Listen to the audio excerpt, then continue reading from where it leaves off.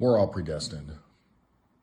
All right, everyone. So I'm restarting a new channel series where I go over just different questions that I find on the internet, like from Facebook, Reddit, Twitter, wherever I'm at on here.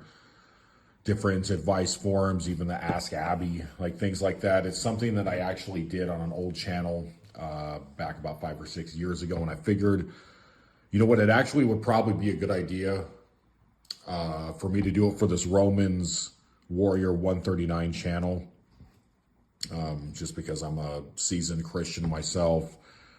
Have been to I don't know how many hundreds of hours of sermons, hundreds of hours of just personal study, listening to podcasts, just things like that. I mean, for someone that just, has been saved since June of 2009 and only has a high school diploma, I think it would be a good idea for me to go over people's questions that I find and then throw them on my channel for anybody out there that needs help with any of these deep subjects. And what I've noticed is, back when I used to do this, especially when I did this with my wife and my friends back then, I've noticed that it pretty much just comes across with the same 3 basic questions. And the one that I found when just logging into this website and seeing this here, it's one of the big 3, and it has to do with love and relationships. I'm going to go ahead and read the person's post. It starts out with, "My wife is cheating and I don't know what to do." So for the advice form, "I just found out my wife is cheating on me. I don't know how to feel. I'm just numb. Been married 5 years, no kids, thought we were good. We had some ups and downs like everybody, but nothing crazy. I trusted her 100%.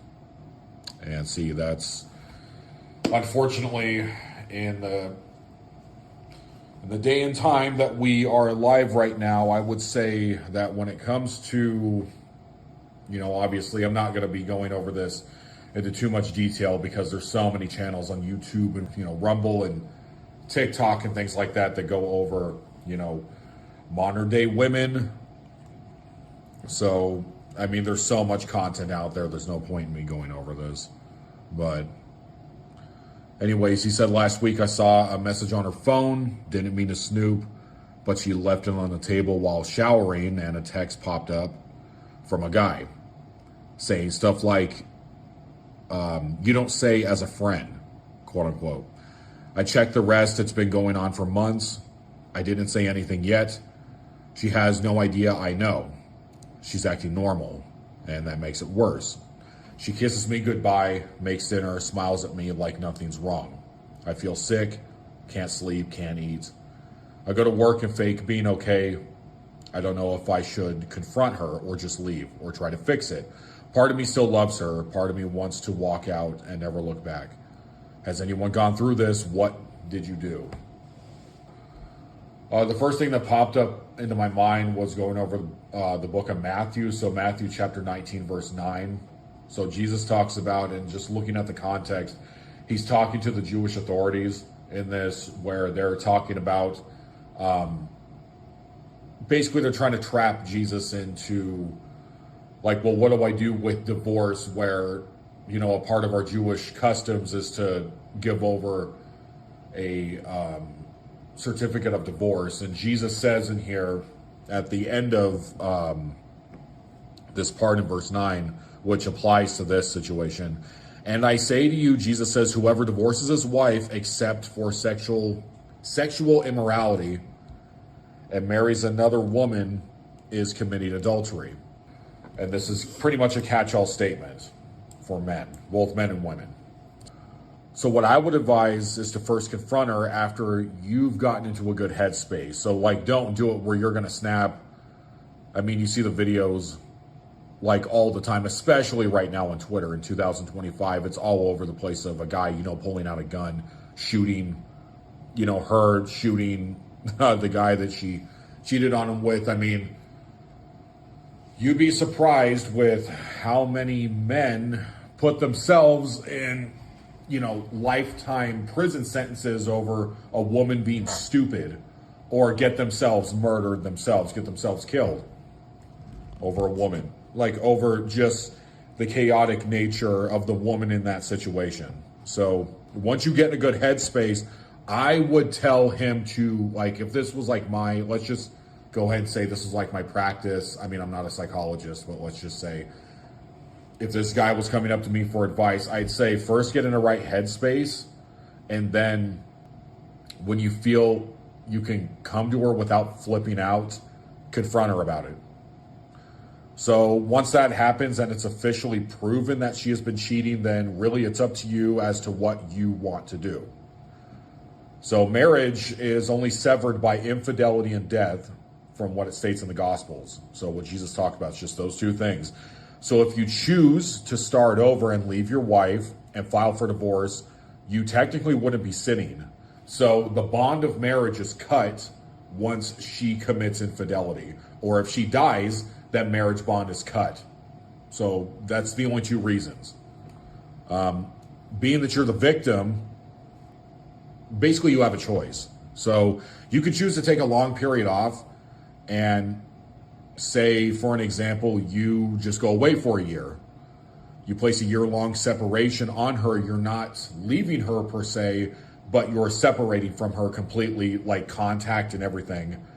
So you take all your things and you move out, but you're stating that you're not going to go get a divorce certificate.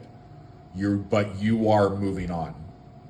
So after you sever the contact with her, let's say if you don't want to fully leave her because what this guy says, should I just leave or do I try to fix it? You can fix it after you have had this time period, because technically, spiritually, the marriage is dead. So anyways, so what you can do is you can just move on for a year. So if you want to, or you could just completely say, you know what, forget this whole thing. I'm just going to sever this altogether and leave, which you're able to do. But if you don't want to do that, I would say after a year, after you moved out and restarted your life, if she wants to have reconciliation with you when that's what you want in your heart too, you can choose to forgive her at that point. So you should immediately forgive her.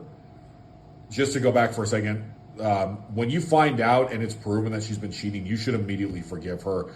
And in that situation, it sounds crazy, but it's what's talked about in the New Testament.